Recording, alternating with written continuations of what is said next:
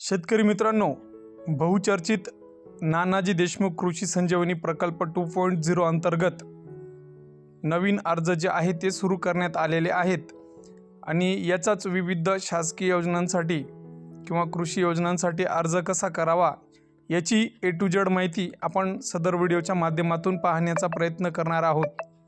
तत्पूर्वी आपण जर आपल्या चॅनलवर नवीन असाल तर अशाच विविध शासकीय योजनांच्या माहितीसाठी आपल्या चॅनलला सबस्क्राइब करून घ्या व इतर शेतकरी बांधवांपर्यंत शेअर देखील करा। तर सर्वप्रथम आपल्याला जी अधिकृत वेबसाईट आहे पोखरा योजनेची त्याच्यावर क्लिक करायचं आहे आणि या ठिकाणी तुम्ही बघू शकता आणि त्याच्यावर क्लिक केल्यानंतर आपली फॉर्मर ID टाकायची आहे।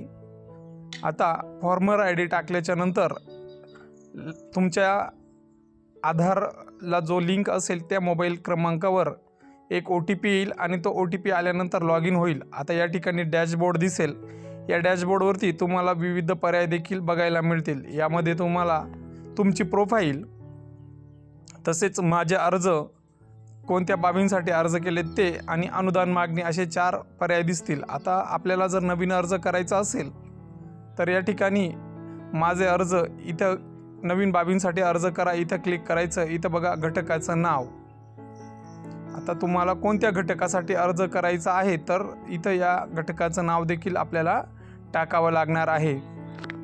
आता जसंही तुम्ही घटकाचे नाव या टॅबवर क्लिक कराल तर तुम्हाला या ठिकाणी वेगवेगळे पर्याय दिसायला लागतील, जसं की तुमचं वैयक्तिक शेततळे आलं, त्यानंतर शेततळे अस्तरीकरण आलं, त्यानंतर जे रेशीम उद्योग, बाग लागवड। आता बाग लागवडमध्ये विविध पर्याय देखील या ठिकाणी बघायला मिळतात।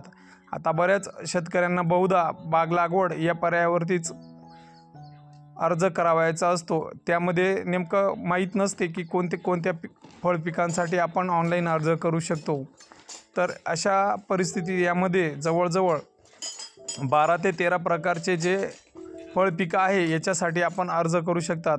या ठिकाणी काही सूचना पण दाखवलेल्या आहेत की फळबाग लागवड करताना कोणती कागदपत्रे आवश्यक असतील, तसेच तुम्हाला अर्ज करताना कोणकोणते कागदपत्रे लागतील, त्यानंतर तुम्ही कोणते शेतकरी या अर्ज करण्यासाठी पात्र असतील अशा विविध माहिती बघायला मिळतील। आता बऱ्याच शेतकरी 5 हेक्टरपेक्षा जास्त किंवा 2 हेक्टरच्या आत असे जमीनधारक असतात। आता या ठिकाणी बघा पोर्टल हे थोडं स्लो चालत असतं, त्यामुळे हे घाबरून न जाता व्यवस्थित माहिती वाचून आणि मगच अर्ज करावा।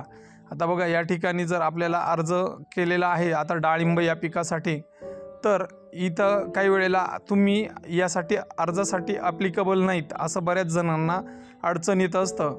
मग यासाठी काय करायचं तर याला आपण आपली जी प्रोफाईल असते या प्रोफाईलवरती क्लिक करायचं आणि प्रोफाईल संपादन करताना या ठिकाणी आपली वैयक्तिक माहिती, गावाची माहिती तसेच जमिनीची माहिती अशा वेगवेगळे 3 पर्याय आलेले असतात।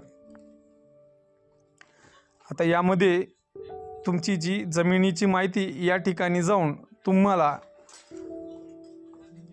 तुमचा फळ पीक लागवड करणार आहात यासाठी पाण्याचा सोर्स नेमका काय तर ते या ठिकाणी बघता येईल आणि पाण्याचा सोर्स बघण्यासाठी विहीर, कालवा जे असेल ते या ठिकाणी टाकून आणि आपल्याला सबमिट देखील करायचं आहे। अशा प्रकारे तुमची जी अर्जाची प्रत आहे ती निघत असते, ती सांभाळून ठेवावी।